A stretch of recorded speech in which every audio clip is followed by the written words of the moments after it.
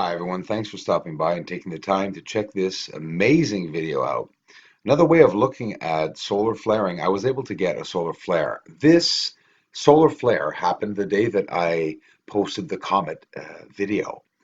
It was at the same time, so in the footage that I got of that sun during the comet footage, it was an accumulation of maybe 27 to 35 minutes, I'd say, of footage that I was able to get this beautiful solar flaring. Well, what is solar flaring?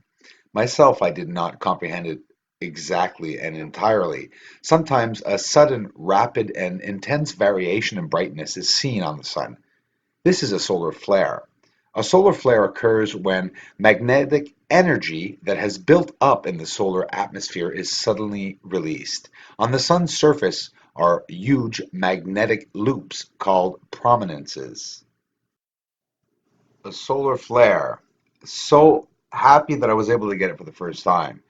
And these solar flares, coming from the corona, obviously, do not always have coronal extracting of the flaring. A solar flare affect all layers on the solar atmosphere, the photosphere, the chromosphere, and the corona, obviously. When the plasma medium is heated to tens of millions kelvins, while the cosmic ray, like electrons, protons, and heavier ions, are accelerated to near the speed of light, they produce radiation across the electromagnetic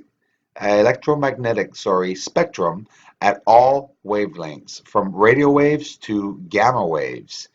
It's so absolutely intriguing. And also, what is the coronal mass ejections?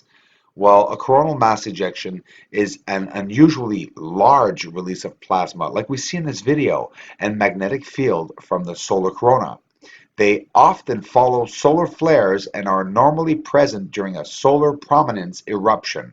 The plasma is released into the solar wind and can be observed in coronagraph imagery.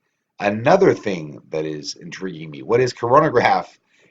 It's a telescope attachment designed to block out the direct light from a star so that nearby objects, which otherwise would be hidden in the star's bright glare, can be resolved. Coronagraphs most coronagraphs are intended to view the corona of the sun, but a new class of conceptually similar instruments called stellar coronagraphs to distinguish from solar coronagraphs are being used to find extrasolar planets and circumstellar disks around nearby stars. It's what I'm doing with my light technique. I'm explaining it as a light technique, but starting to see it's very similar to the coronagraph telescope.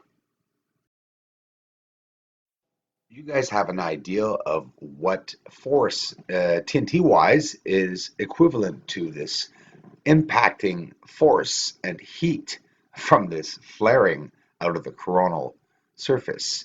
We're talking in joules, of course, 10 times um, to the 20th, 10 to the 20th power, and sometimes to the 25th power joule.